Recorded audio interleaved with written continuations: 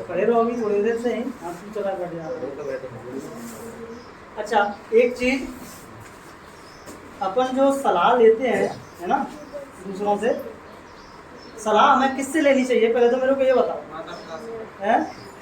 अगर माता पिता सलाह देने में कैपेबल ना हो, माता पिता किसी का बुरा नहीं चाहते हैं, लेकिन माता पिता अगर मान लो अनपढ़ हैं, पढ़े लिखे नहीं है ना, और आप लोग उनसे पढ़ाई लिखाई के बारे में सलाह मांगना चाहो तो क्या वो सही सलाह दे पाएंगे? नहीं दे पाएंगे। दे देंगे? वो तो कह देंगे भैया जो तुम्हें दिखे वो करो, है ना। वो ज़्यादा सलाह तो कुछ नहीं दे पाएंगे टेक्निकली, है ना। उनसे कहो कि नीट का एग्जाम कैसे निकालें या जेई का एग्जाम कैसे दें, क्या करना होता है उसके लिए, क्या नहीं करना होता है, यूपीएससी का एग्जाम में क्या होता है क्या नहीं होता, तो वो तो नहीं दे पाएंगे ना सलाह। तो हमें सलाह किससे लेनी चाहिए? तो सलाह हमें उस व्यक्ति से लेना चाहिए जो पहले से उस फील्ड में कुछ ना कुछ कर चुका है ना। अगर मान लो तुम मेरे से सलाह मांगो किसी ऐसे काम की जो मैंने कभी किया ही नहीं है, तो क्या मैं उसके बारे में कोई सलाह दे पाऊंगा? दूंगा भी तो गलत सलाह दे दूंगा, जो कि आप लोगों के करियर को क्या कर सकती है, तबाह और कर सकती है ना। तो ऐसी सलाह देने से बचना चाहिए। तो ऐसा पहले कभी किया तो नहीं गया था मेरे यहाँ पर, लेकिन इस बार मैंने बुलाया इसको, एक आदमी विवेक को भी बुलाऊंगा, है ना। तो आप लोग इनका थोड़ा सा एक्सपीरियंस सुनो कि इन लोगों ने पढ़ाई कैसे करी साल भर। उनका भी सब्जेक्ट बायो था, आप लोगों का भी सब्जेक्ट बायो है ना। तो आप लोगों को थोड़ा सा आइडिया लगेगा कि हाँ पढ़ाई कैसे करनी चाहिए, क्या करना चाहिए अगर आप लोगों को टॉप करना है या कोई ऐसा वैसा सपना है आप लोगों का, तो बताएगा भाई वो आपको, है ना। आप लोगों के जो भी क्वेश्चंस हैं पूछ सकते हो, ठीक है।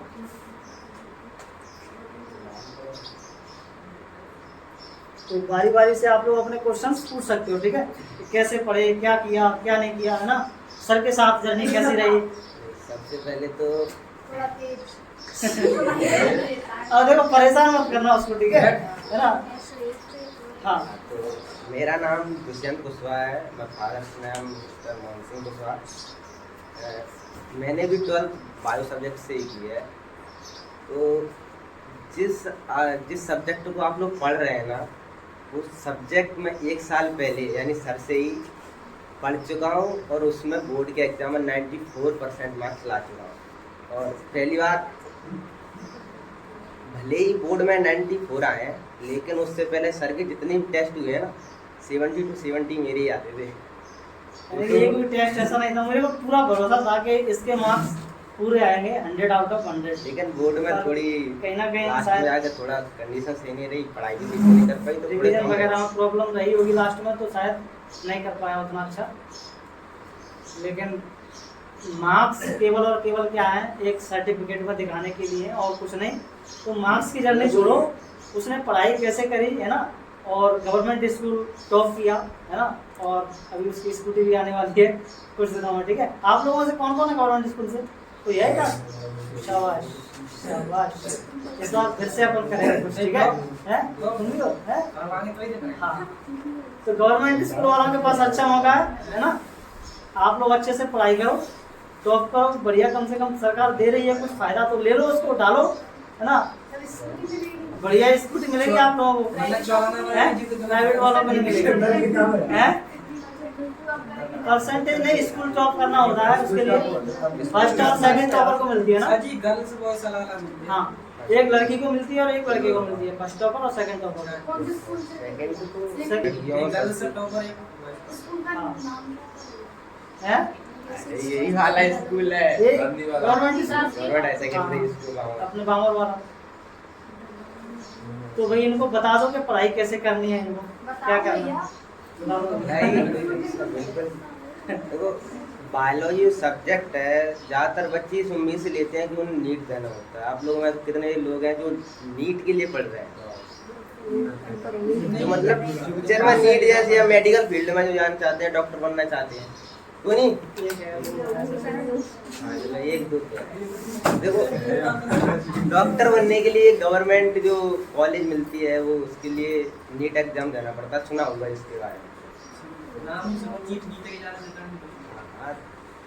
जो नीट है ना, 11th 12th का ये बायोलॉजी के सब्जेक्ट है, फिजिक्स केमिस्ट्री मैथ मैथ नहीं, बायोलॉजी, तो इन्हीं में से आता है। लेकिन ज़्यादातर जो पेपर आता है ना वो एनसीईआरटी बेस आता है।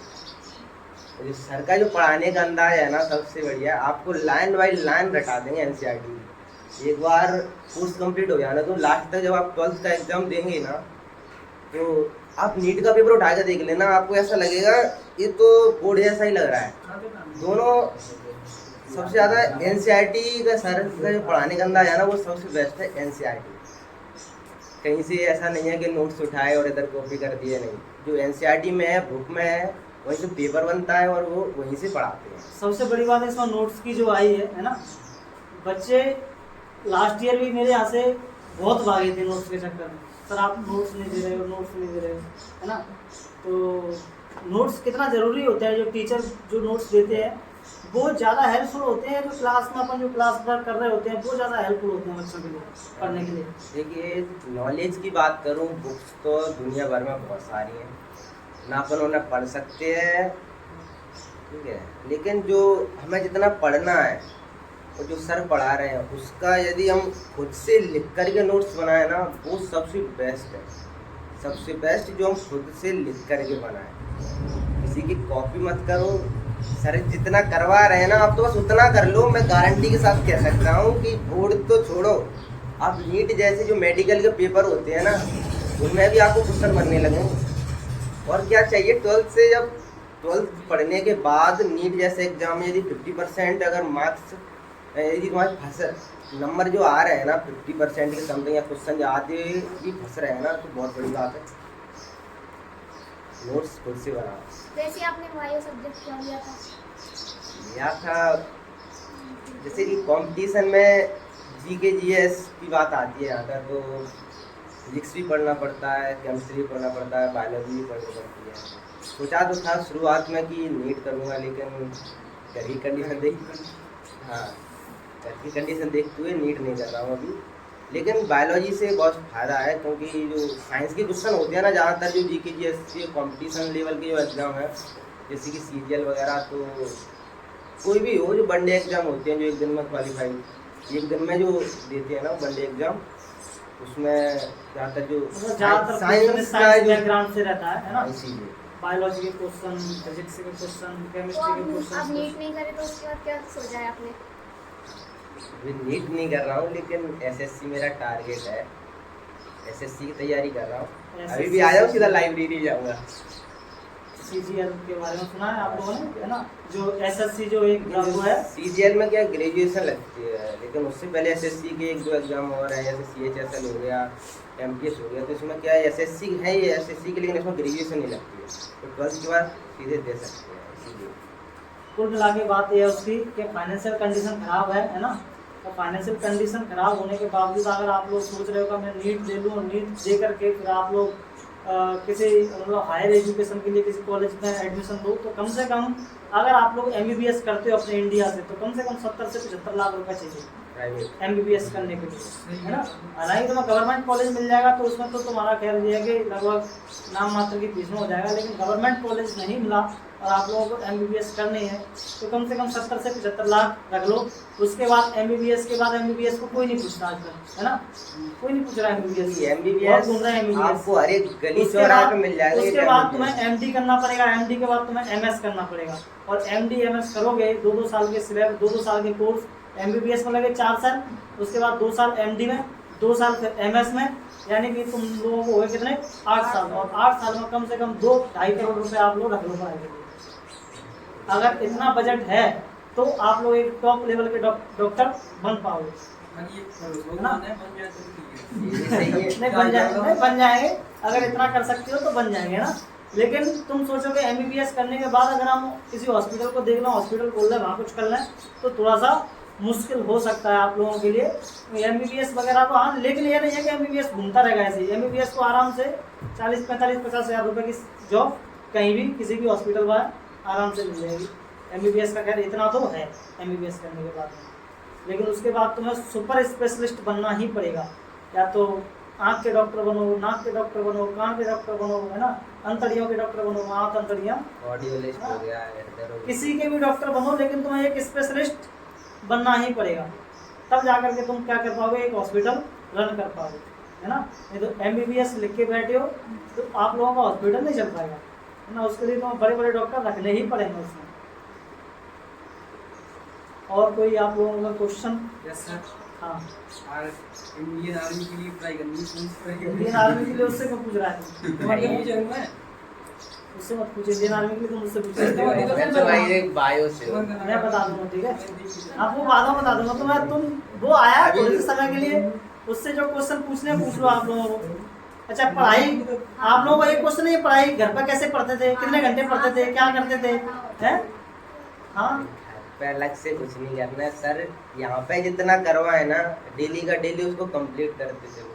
बस उसके बाद सर क्या है, जो चैप्टर वाइज होते हैं ना टेस्ट लेते हैं सर खुद रिवाइज करवाएंगे, लेकिन आज सर जितना करवाते जा रहे हैं आप घर पे आधा घंटा में 1 घंटे में उसको हाल के हाल कंप्लीट करते चलो, ठीक है। और जो सर पहले से बोल देंगे कि ऐसे टेस्ट है तो 2-4 दिन पहले से पूरा ऐसे चैप्टर वाइज पूरा रिवीजन कर लेना साथ में।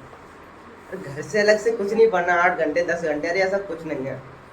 तो बस मैंने कहा था ना आप लोगों से, बस आप सर लोग ये यहाँ ना पर करवा बैठ रहे के हैं ना। बस सुनते रहो ध्यान से, ढंग से, अच्छे से। घर पे जाके 10-20 मिनट देख लो, ज्यादा देखने की जरूरत पड़ेगी, इतना ज्यादा हम पढ़ते नहीं इतना ही है पढ़ा घर दे पे फिर 10-20 याद ना हो, मिनट है ना। घर पर मुश्किल से 10-20 मिनट देखोगे वो याद हो जाएगा तुम लोगों को। फिर उसको भी हम यहाँ पे अधमरा तो कर देते हैं ना उसको, बिल्कुल कम से कम 90% तो उसको यहीं पे निपटा देते हैं। घर पे अगर तुम लोगों को थोड़ा सा देख लोगे तो वो काम हो जाएगा उसका आराम से, 10% बस। ये आप तो बस सुनते चलो, लास्ट तक जब पेपर आएंगे ना तो ये चीज़ ऐसे मुंह पे आप सोच ऐसे नींद में भी बता दोगे, इतना रटवा देंगे सर, बार बार अलग से रेस्ट होने की अच्छा, आप जरूरत लोगों को नहीं पड़ती। 3-4 दिन में ऐसा नहीं लग रहा कि हाँ सर जी, चीजें रट रही हैं, आप लोगों को याद हो रही हैं कि हैं? हो रहा है ना? सर पता है हमारी परेशानी याद तो हमेशा हो जाता है, हाँ। भूल जाते हैं। भूल जाते हैं तो उसको लिख के देखो ना, सर लिखती याद करते तब भी भूल जाते हैं तो उसको देखो।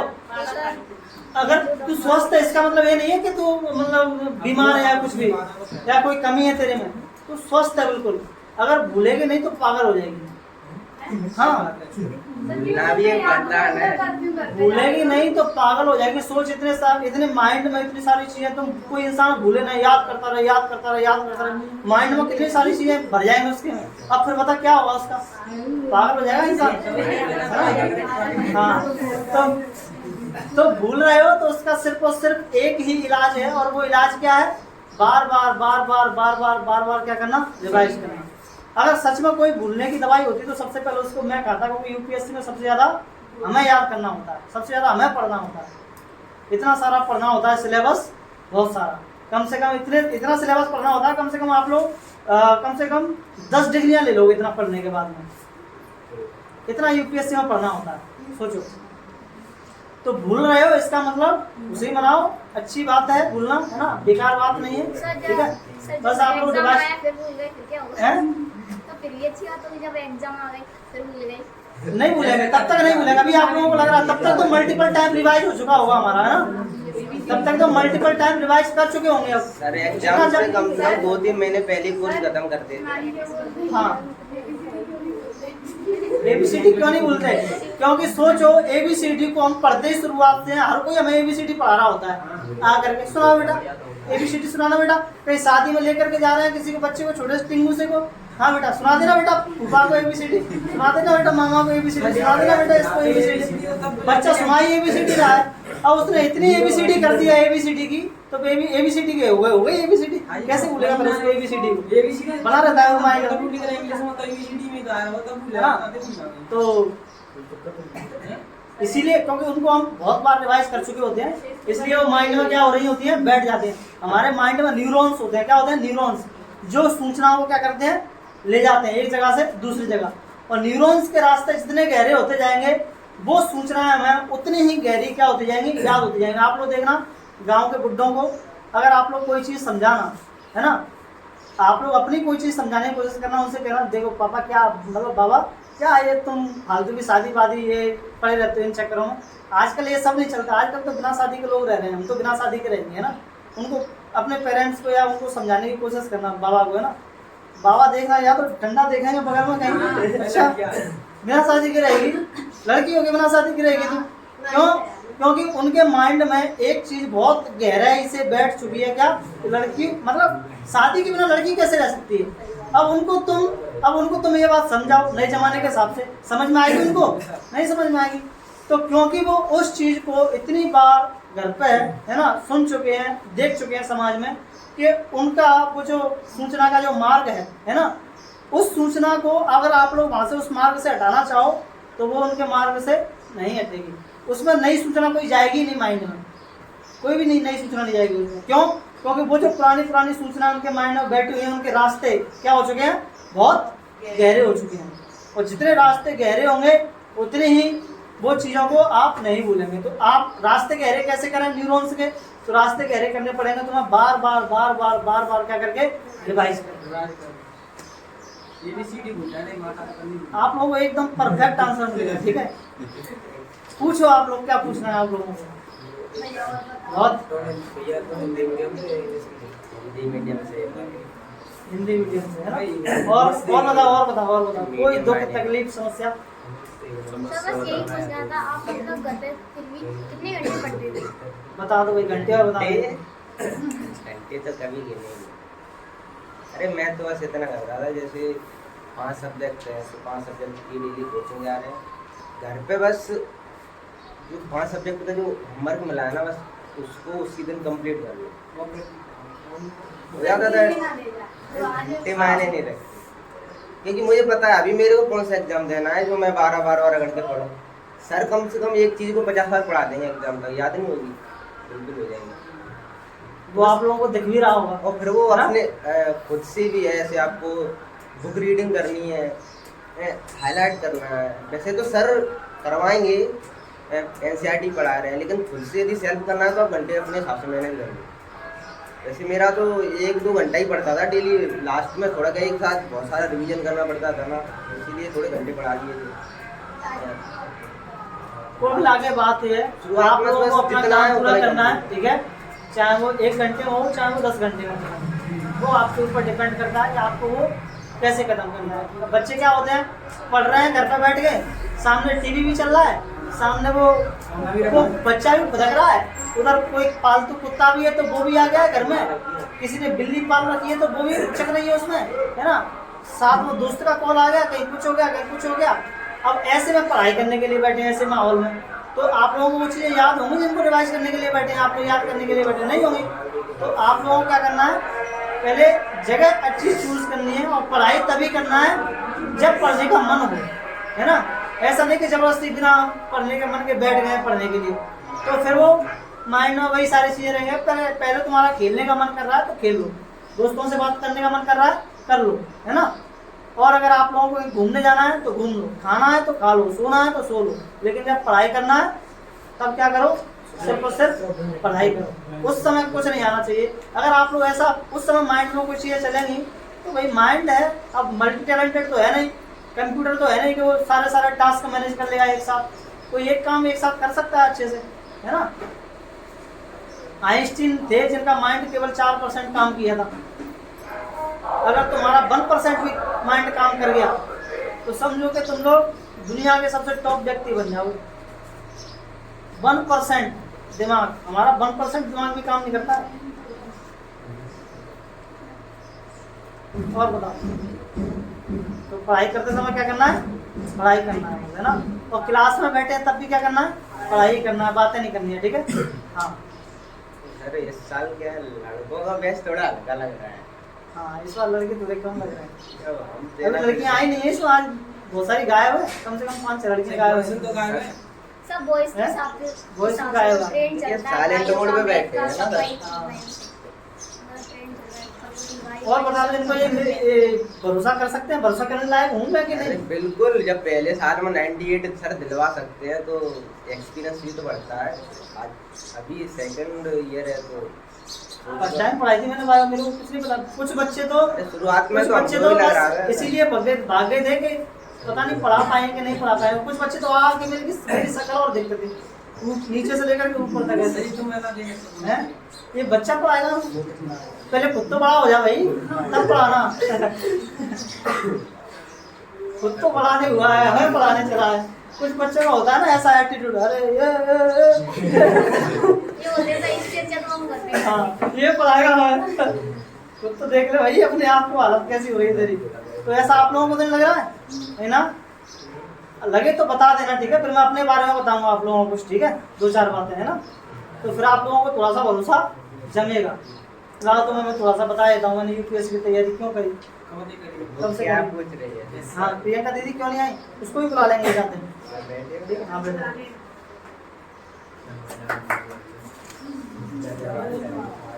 ये जैसे जब तक ये लड्डू तब तक ये खाते रहेंगे, सुनते रहेंगे, भूख लग रही होगी एक आदमी को।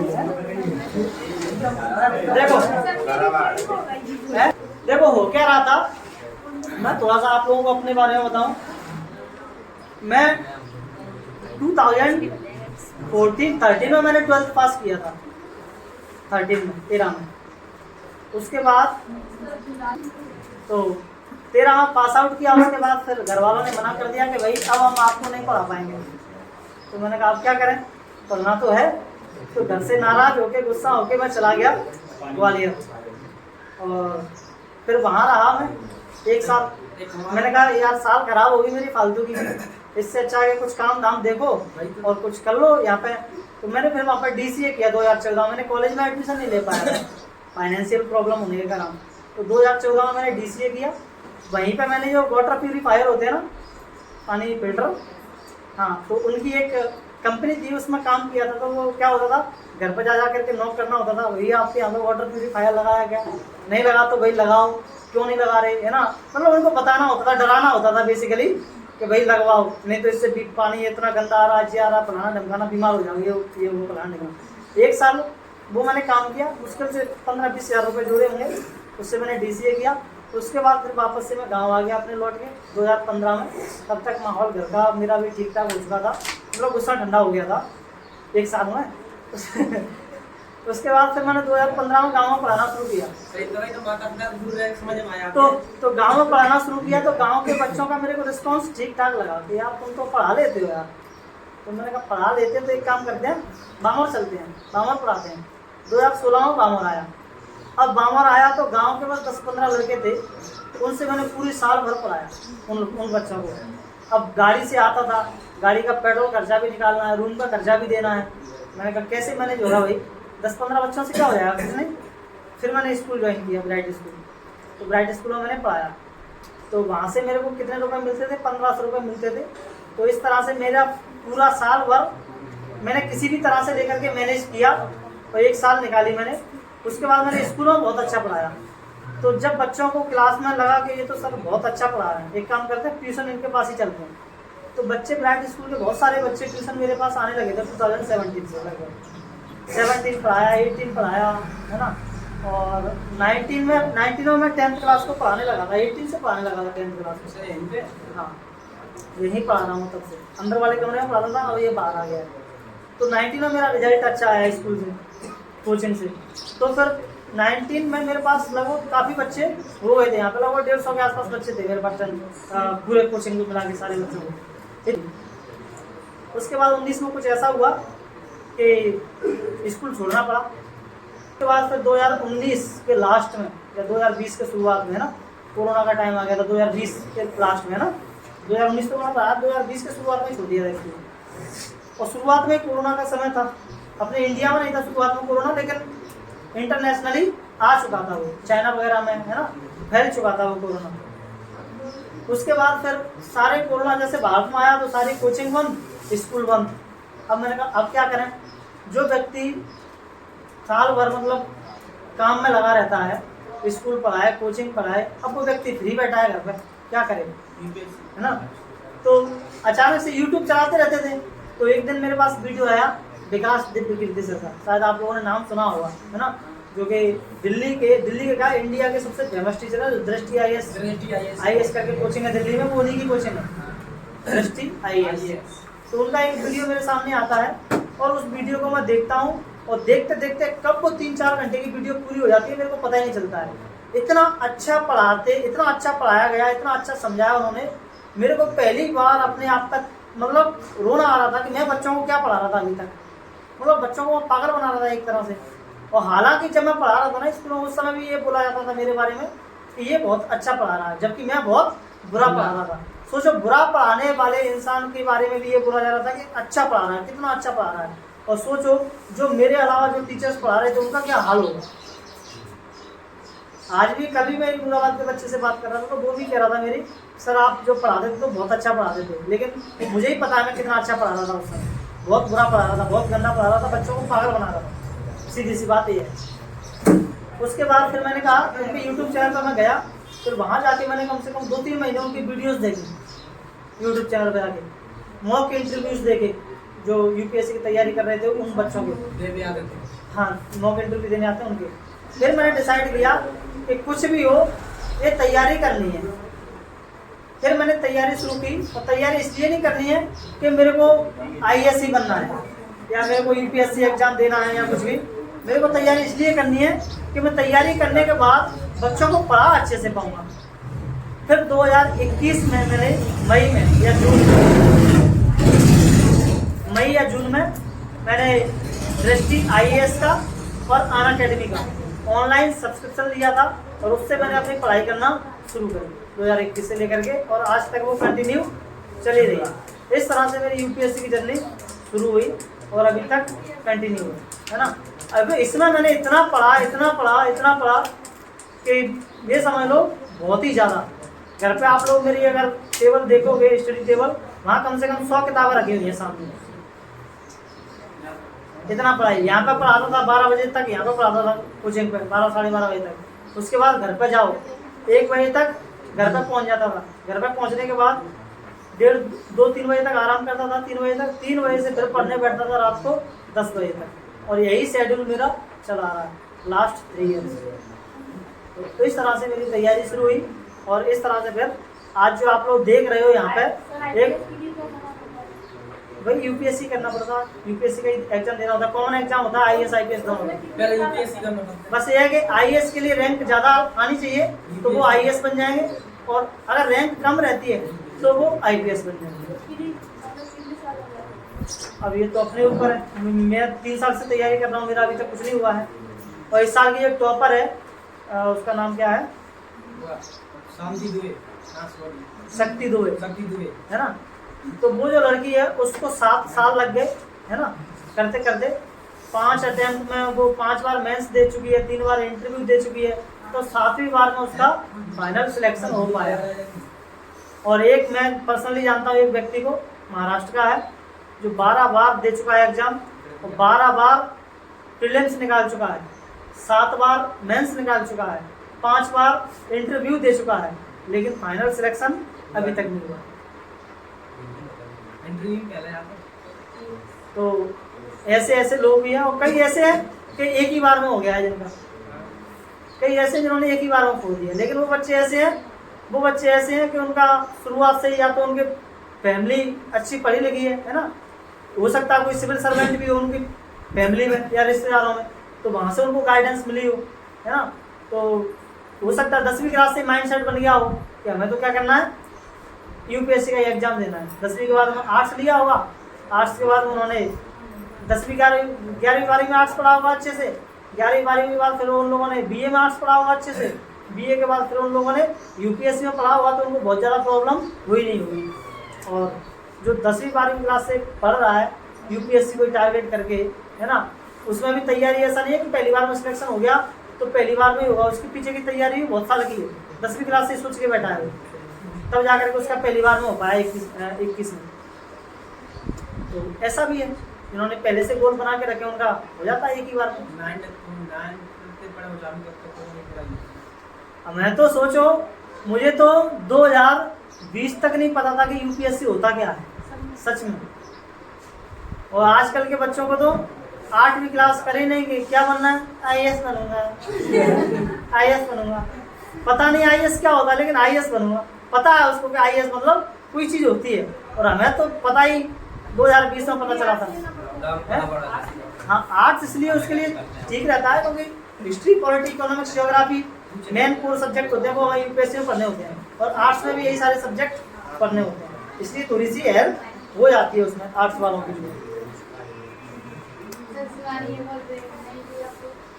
नहीं लिया तो कोई प्रॉब्लम नहीं, ऐसा नहीं है कि आर्ट्स वालों का ही होता है। हाँ ठीक है चलो।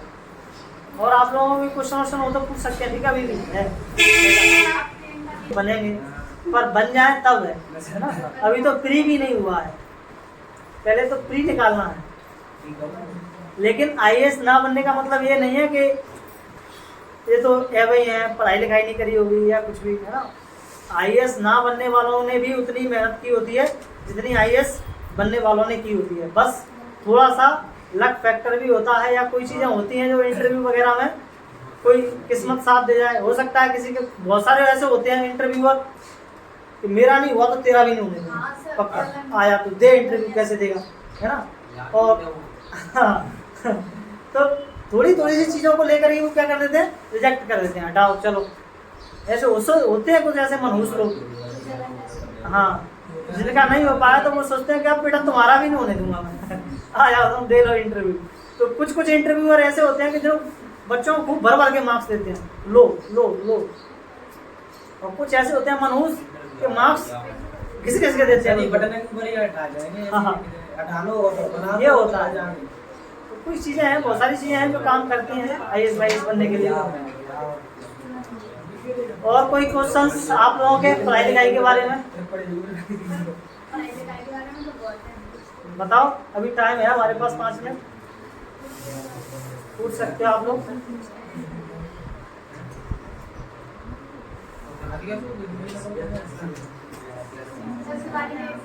हाँ बताओ।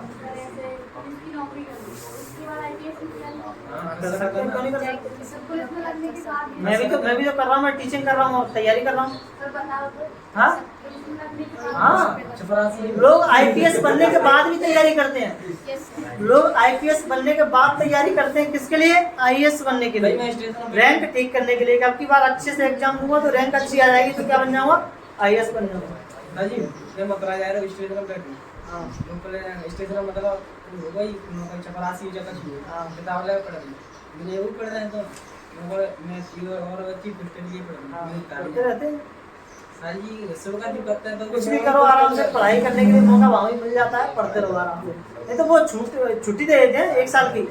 अगर आप लोग आईपीएस बन के सिलेक्ट हो गए तो उनसे कहो कि मुझे अभी ज्वाइन नहीं करनी है, मैं 1 साल बाद ज्वाइन करूँगा, है ना। अभी मैं डेपुटेशन पे हूँ, 1 साल और तैयारी करूँगा, एक बार और एग्जाम दूंगा, अगर नहीं हुआ तो ज्वाइन करूँगा। तो वो दे देते हैं मौका ऐसे 1 साल में। तो 1 साल के बाद जब तुम जाओगे तो फिर तुम्हें ट्रेनिंग होगी बढ़िया 3 साल की, और ट्रेनिंग में 3 साल की में 1 साल की ट्रेनिंग में तो पूरा इंडिया घुमाया जाएगा।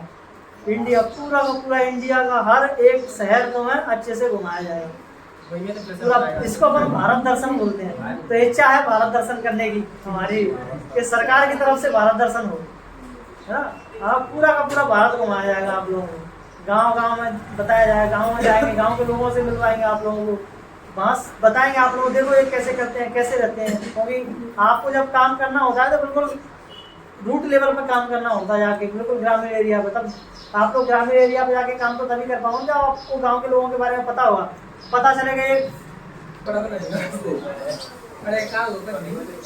तो ठीक है भाई, पढ़ेंगे अच्छे से। मैं बस आप लोगों को अच्छा पढ़ा सकता हूँ, अच्छा नॉलेज दे सकता हूँ, बाकी आप लोगों को पढ़ना खुद ही पड़ेगा, ठीक है। आप लोगों के लिए यहाँ पे ऐसी कोई चीज़ नहीं होगी जो आप लोगों के लिए हानिकारक हो, ठीक है।